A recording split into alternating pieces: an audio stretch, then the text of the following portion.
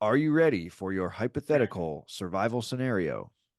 I am ready. I'm fearful that this is something that I should answer correctly. I was hoping it was going to be like lost in the desert, and I'd be like, Jeff, I don't know anything about this, and then it was no big deal if I got it wrong. So I'm gonna do my best. I'm gonna answer honestly. You know, And I think that would have been actually more fun. What I got to start doing is when I have someone who's an expert in something, give them mhm. something totally different. it, Maybe that's it the would hook. be interesting. It would be interesting. I'll tell you, I'm gonna try harder on this because it'll be more embarrassing if I'm wrong or if I'm like just like what I say makes no sense whatsoever. Well, But I'm gonna give it my all. either way, if you get the question wrong, Hmm. feel free to push back on me and, give a Okay. little explanation about why you would have done B rather than A or vice versa. Okay. And I Okay. also like to tell guests if I give you an A or a B and you're like, well, really, I would do C. Hmm. That's okay too. Okay. We'll give you a little leeway, but not for every question.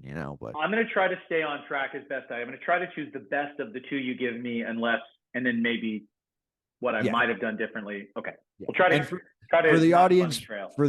playing along at home, if you listened to the interview so far, then you are ahead of the game. So a little hint. Little hint.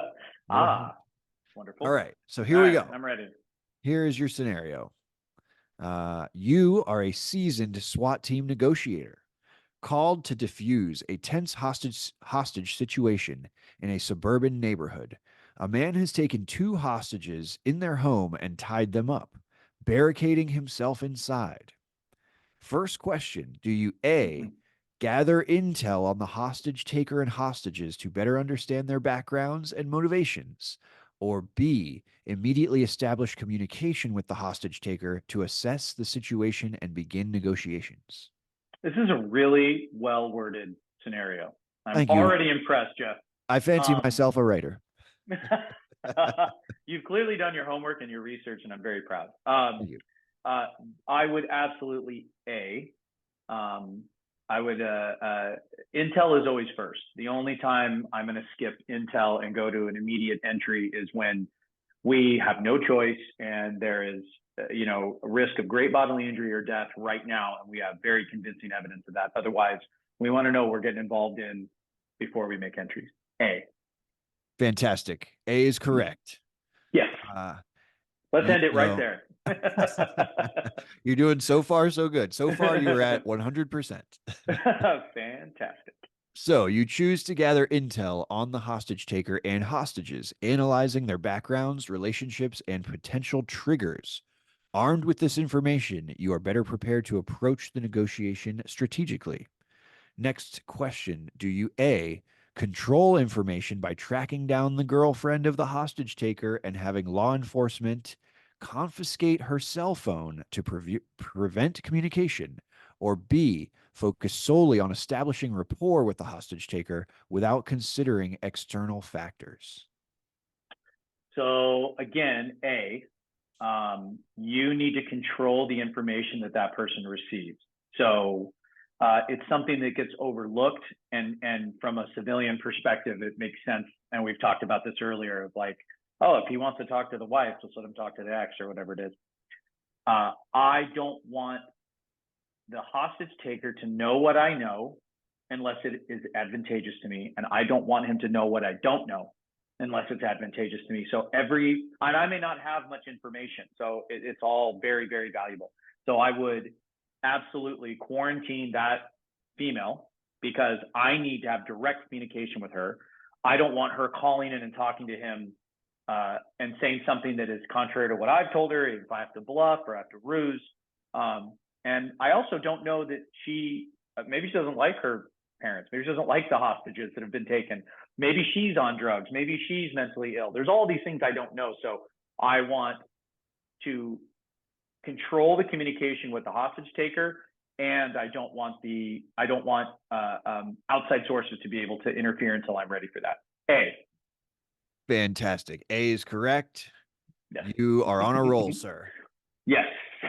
So, recognizing the importance of controlling information flow, you coordinate with law enforcement and track down the girlfriend of the hostage taker and secure her phone. By limiting his ability to communicate, you gain a tactical advantage in the negotiation process.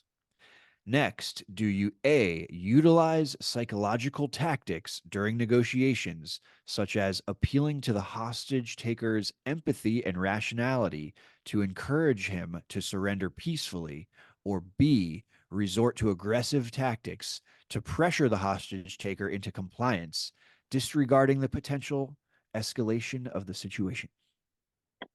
Really, really good question. So, yeah. So there Thank you. are scenarios where I'm so impressed. I'm always impressed with you, but this is really well done.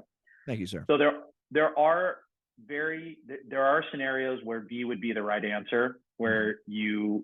where time is of the essence, where you just don't have time for anything else. Like you're going to get one shot at this, and it's going to be the window is closing rapidly. It's almost never the right thing to do, though. For the most part, you want to start to use psychological tactics, absolutely. Based on what you know about this person, what can I do to gain their willful compliance? Sometimes being fair and calm with people makes them angry, but being aggressive very rarely backs people down. Now, if I know that this person is always, they're very timid, I might try getting the upper hand, and that has been used before. But the answer in this scenario would be A. Use what you know and use psychology to try to de-escalate, de-emphasize, disassociate, all those things. Fantastic. A is correct. Yes. You employ psychological tactics during negotiations using empathy and rationality to build rapport with the hostage taker and de escalate the situation. By appealing to his humanity, you aim to cultivate trust and cooperation, increasing the likelihood of a peaceful resolution. Love it. Next question. Do you A, maintain a detached and formal demeanor, refraining from personalizing the interaction with the hostage taker, or B, address the hostage taker with the real names of the hostages to humanize them and emphasize their vulnerability? So, um, in this type of a scenario, and again, a lot of it is what you collect from this person. Um, if they are upset with the hostages, these are people they're very angry about. Humanizing them isn't going to help. You're probably dealing with a narcissist, and you got to make it all about them.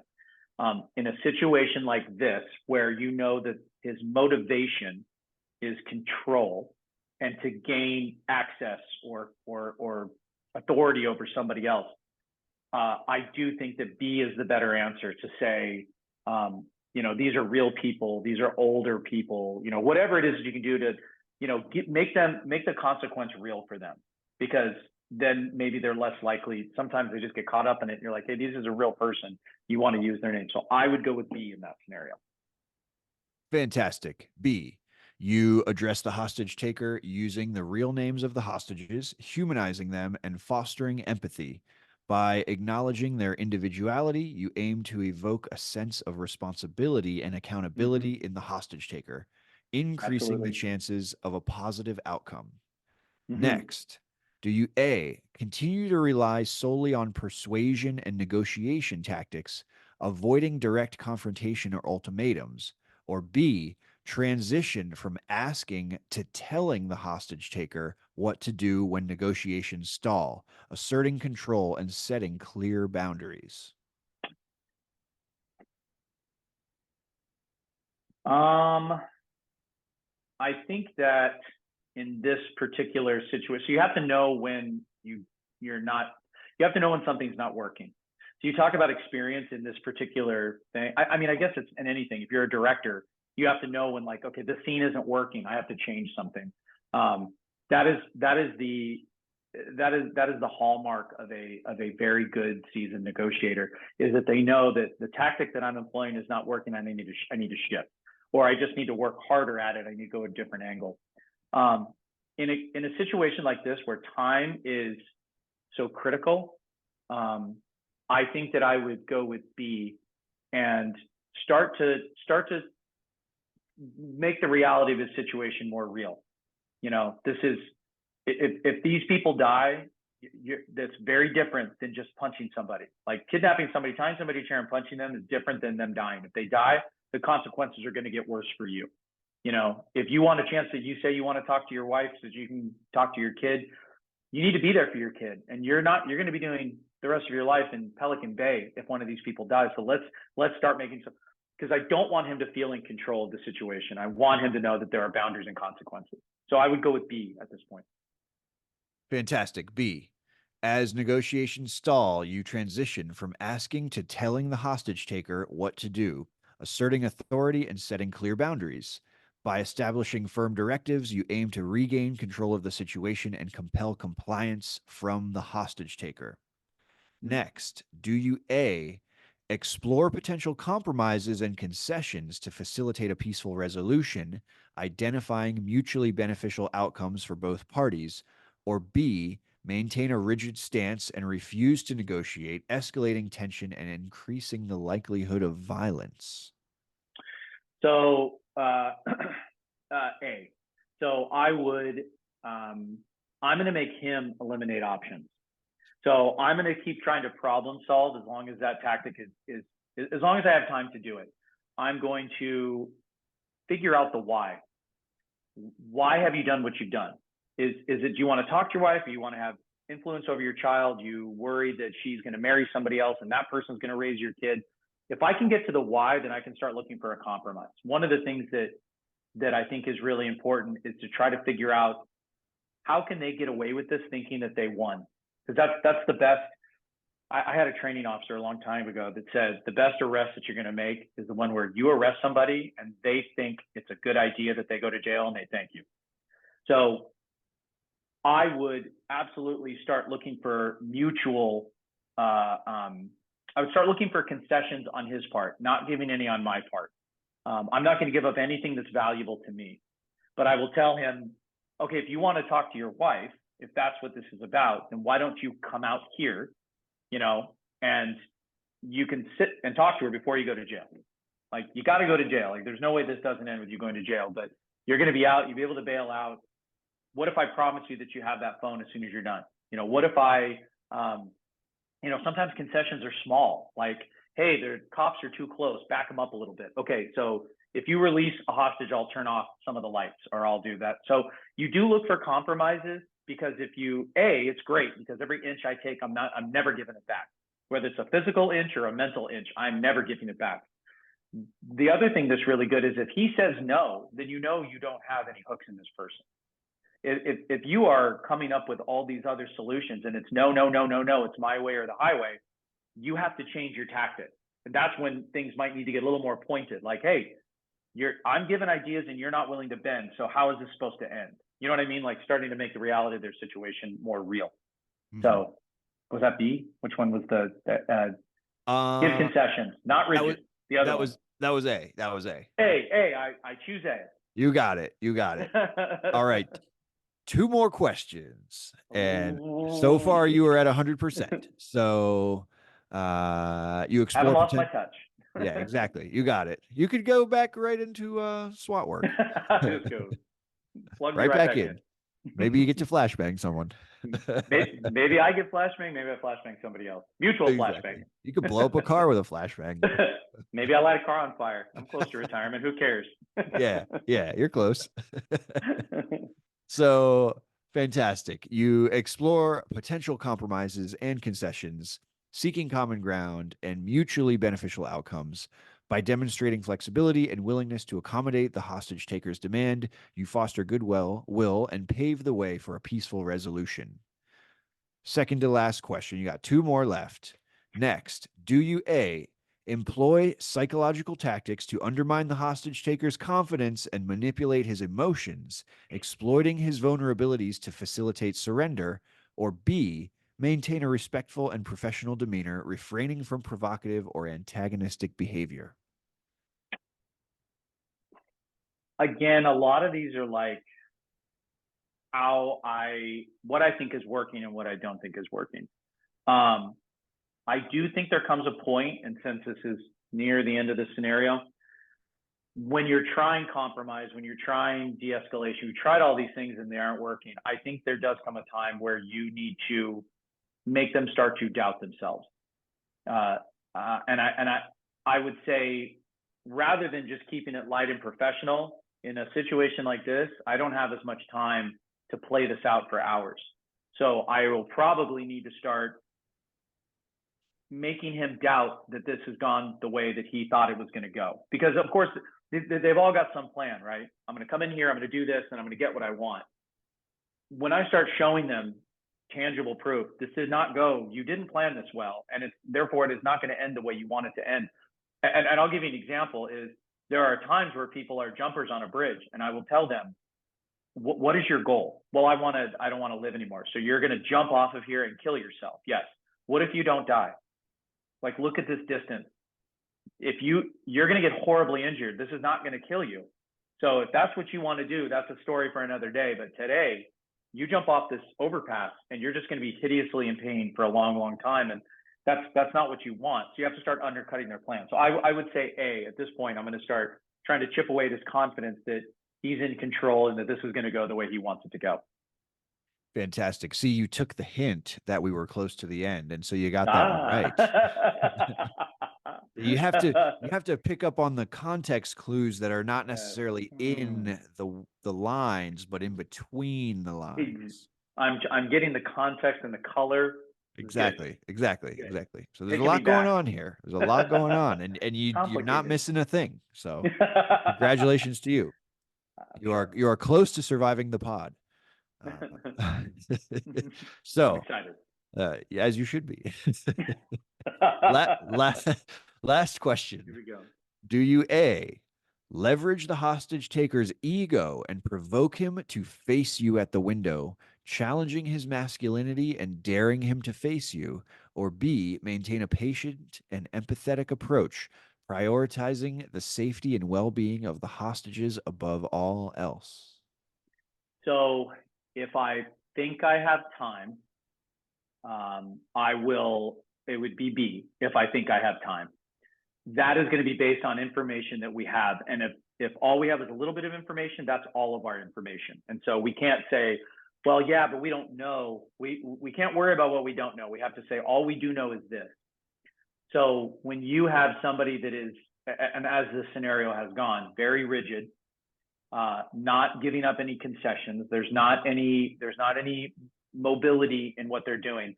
And we've thus far been unsuccessful at getting this person to do anything we want them to do. I always want to try and continue to use empathy and de-escalation to see if I can end it without violence. That's best for everybody, because even if you decide you're going to shoot somebody, you could miss. So, but in this type of a scenario where nothing has worked, and you have people that are definitely injured, and we don't know the extent of that injury, and time might be expired, there does come a time in some of these scenarios, in a fraction of these scenarios, where the only true tactic that's left is to try to move them into position to end it with lethal force.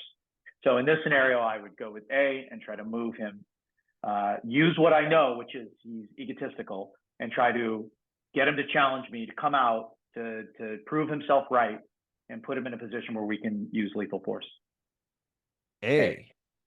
Amazing. A, you appeal to the hostage taker's ego and provoke him to face you like a man at the window, challenging his masculinity and daring him to face you. By appealing to his pride and ego, you goad him into exposing himself, setting the stage for decisive intervention, aka plink plink. Congratulations. Your strategic negotiation tactics and psychological finesse have successfully resolved the hostage situation, ensuring the safety of the hostages and neutralizing the threat posed by the hostage taker. You have survived this podcast. Oh yeah, I was worried that I was going to look really dumb in this scenario. So this is, I'm sure somebody's going to watch this and go, no, he's all wrong, but they're wrong. I'm right. If anyone watches, put it in the comments. If I screwed it up. If you think it's wrong, comment below.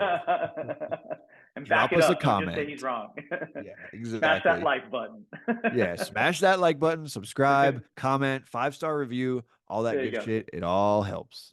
More stories coming. More stories coming. Yeah, more stories coming. And yeah, man, thanks for coming on the podcast. Hey, thanks for having me, man. It's always good to And talk to you. yeah, and we will have to catch up later. And thanks again. And bye, everyone.